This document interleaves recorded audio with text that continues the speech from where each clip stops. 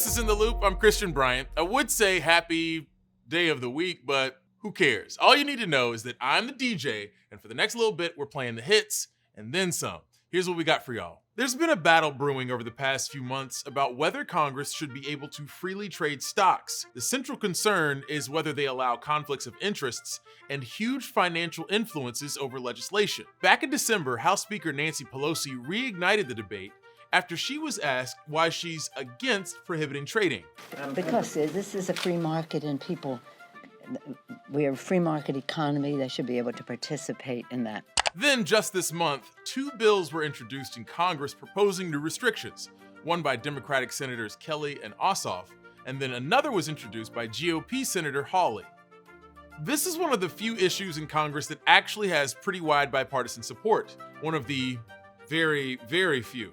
So if there's a good chance reform might actually happen, let's talk about changes our trading rules would need and what that might really look like. Currently, Congress doesn't have a limit over what they trade and how much they earn from stocks. And up until 2012, they were allowed to trade stock based on insider information in the open. That's like very illegal for plebes like you and me. But in 2012, Congress passed the Stock Act at an impressive margin for the Senate of 96-3. This forbids insider trading and requires Congress to disclose all their trades generally within 45 days.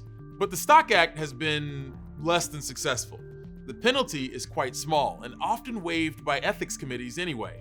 The standard fine is about $200, and that makes it hard to enforce. According to Insider's original investigation, in 2021, 54 members of Congress and about 180 high-level staffers violated the rule. Alabama Representative Tommy Tuberville had 132 violations alone. That act also doesn't stop lawmakers from sitting on committees, writing laws, or voting on bills that might impact them financially.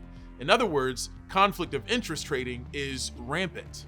Here's another example from Insider. These 15 lawmakers all sit on the House and Senate Armed Services Committee, responsible for writing the defense authorization bill that bankrolls military subcontractors. All of them have investments or traded stocks of renowned contractors like Lockheed Martin, Boeing, and Raytheon.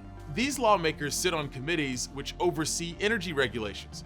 Between the three of them, they own stock in Duke Energy, Chevron, and ExxonMobil, the last of which is one of the most popular stocks to own in Congress. In addition to conflicts of interest, there were also some interestingly timed trades, which have had varying degrees of scrutiny. Former Senator Kelly Loeffler on the Senate Health Committee came under fire for a spree of stock sales starting January 24th of 2020, the same day the committee had a private session on COVID-19. This was only a couple of days before the first reported case in the US. Her trades totaled over $18 million, though she claims she sold everything after the outcry and ultimately incurred a loss.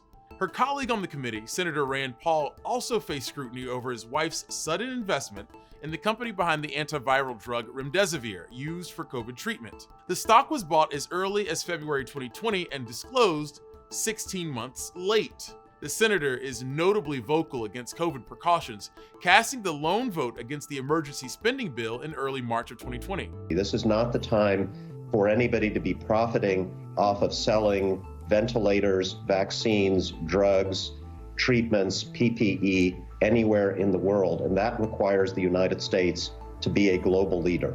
Couldn't have said it better. Unfortunately, Representative Malinowski is also the subject of a House ethics investigation over whether he used private information to sell stock in a company that makes COVID tests. He also failed to report dozens of stock trades. One proposed bill in the Senate would require members of Congress and their families to place their portfolios into blind trusts, essentially preventing them from knowing what they've invested in or controlling sales. And both bills propose far steeper fines for violations. Having stricter enforcement and limits on trading in Congress is popular across the aisle and with voters. And as a result, reforms could be a major first step in Congress regaining some trust from the American public. Now that this conversation has been heating up on Capitol Hill, we want to check in with Newsy's congressional correspondent Stephanie Liebergen on the latest on where these bills stand and what might be next. Steph, what's the latest with these bills on restricting stock trading in Congress? Is there any momentum behind them at all? Well, there definitely seems to be momentum, especially among the rank and file members of Congress. So we've got, actually 3 pieces of legislation, 2 that have been introduced in the Senate, 1 that has been introduced in the House. They all kind of effectively do the same thing. They all are striving to have all members of Congress put any stocks, any investments that they have in a blind trust to eliminate any chance of insider trading or trying to financially benefit from the information and the work that they do on Capitol Hill.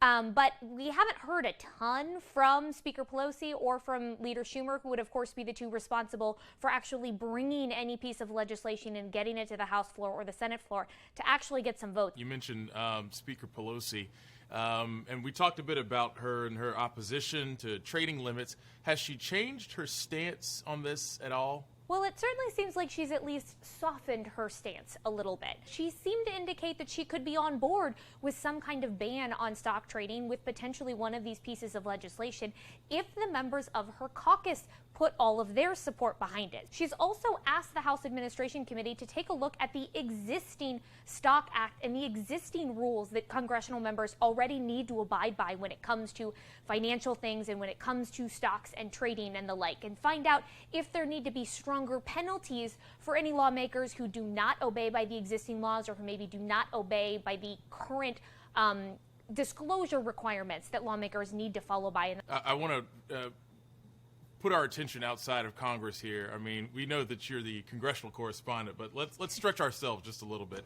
What about the other branches of government here? What's the standard for stock trading rules outside of Congress? Are there any rules outside of Congress at all?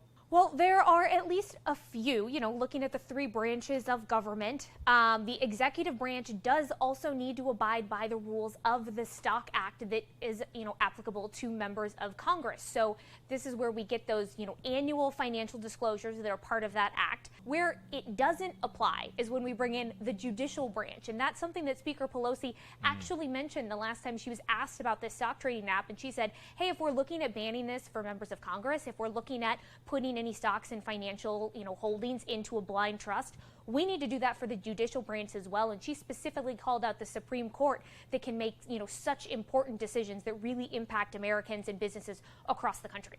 Newsy's congressional correspondent Stephanie Liebergen here to learn us a little something. Steph, thanks so much for joining us.